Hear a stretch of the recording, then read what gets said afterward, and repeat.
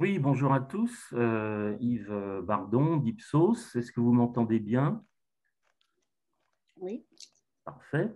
Donc, je travaille au sein de l'Ipsos Knowledge Center, qui est une entité au sein d'Ipsos qui regroupe toutes les informations qui sont publiées à l'échelle internationale, puisqu'Ipsos est présent dans 90 pays, comme vous le savez ou pas.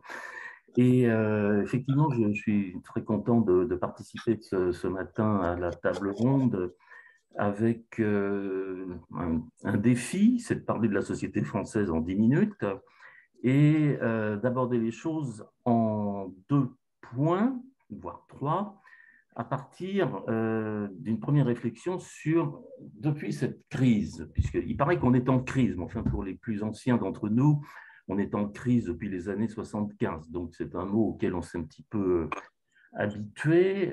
Qu'est-ce qui a changé et qu'est-ce qui n'a pas changé?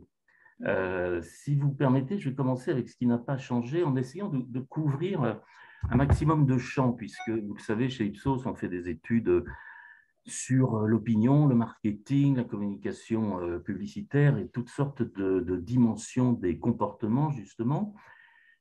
Premier point qui est important parce qu'on a eu tendance à le relativiser justement depuis l'année dernière, c'est la sensibilité des Français aux problématiques environnementales. Ce qu'on voit, c'est que ces préoccupations n'ont pas cessé d'augmenter depuis 10 ans, puisque par exemple 5% en 2011 se préoccupaient du changement climatique. Aujourd'hui, c'est en juillet 2021, c'est 24%. En 2011, on avait 7% des Français qui se préoccupaient des menaces à l'égard de l'environnement. Aujourd'hui, c'est 14%. Donc, évidemment, comme on a eu cette situation particulière créée par la Covid et que les gens se sont particulièrement inquiétés des conséquences en termes d'emploi, de chômage, de crise économique, etc., évidemment, ce sont des dimensions qui sont venues avant. Mais de manière constante, on voit que les gens sont très préoccupés par ce qui se passe au niveau planétaire et ce qui s'est passé notamment avec les inondations, toutes les images qu'on a vues cet été en Europe, tout ça a largement amplifié les craintes à l'égard de l'environnement, du climat. Et on voit par exemple que, comme Jérémy le disait, quand on demande aux gens ce qui va se passer, on voit que l'environnement va, enfin, les problématiques environnementales vont plus impacter leur vie. C'est très important parce que c'est la première chose qui vient quand on leur demande spontanément ce qui risque d'arriver. Hein. 24% le place en impact plus en numéro un. Deuxième chose qui n'a pas changé, c'est la progression continue des achats bio, 6,4 milliards de chiffre d'euros de chiffre d'affaires en 2015, 11,9 milliards en 2019, 13,2 milliards en 2020. Donc ça, c'est quelque chose qui s'est vraiment installé dans le paysage. Troisième élément, puisqu'on parle de comportement et de communication et d'information, c'est la défiance. On est dans une société incroyablement défiante à l'égard de tous les acteurs de la société de consommation parce que ça s'alimente de tous les scandales alimentaires, pharmaceutiques, ça va du prion à la vache folle en passant par le Mediator. Enfin, on est une société incroyablement défiante. Merci Yves. Euh, je voulais revenir sur bon déjà donc le point qui est très clair ce matin, donc c'est les Français ont conscience des enjeux on va dire environnementaux. Pour eux ça va continuer à être dramatique et ils s'attendent à une prochaine crise.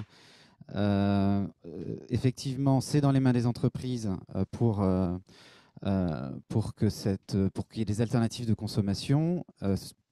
On est bien d'accord que ça reste dans les mains des consommateurs, hein, un dernier point, on a posé une question ouverte sur le lien entre santé et écologie. Est-ce que les Français, quel lien voient-ils entre santé et écologie? Alors là, une des raisons pour lesquelles cette question a été posée, c'est que quand on regarde, avant la Covid, quand on regardait les résultats des instituts de sondage, tout institut de sondage confondu, la préoccupation environnementale euh, était un certain pourcentage, la préoccupation santé un certain pourcentage, les deux ensemble, on arrivait à peu près à 55% de la population.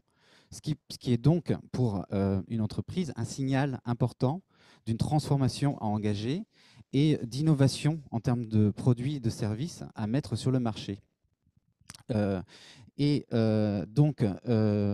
le lien santé, écologie est très important pour pouvoir creuser ça. Et donc, le premier élément, c'est la qualité de l'air. Donc, après, faut-il agir en termes, si on passe du marketing à la communication sur les peurs, les craintes, c'est un énorme levier. Mais avec Yves, on a eu un échange assez intéressant sur la façon dont la question était posée, qui était le lien entre santé et écologie. Et en fait, sémantiquement, les Français, pour écologie n'a pas pour tous la même signification. Pour certains, c'est politique. Et il y a encore énormément de travail à faire sur l'éducation, sur l'écologie. Et j'aimerais conclure ça en disant, parce que, enfin, ils ont compris environnement en fait, hein, et certains, d'autres ont compris Europe Écologie Les Verts.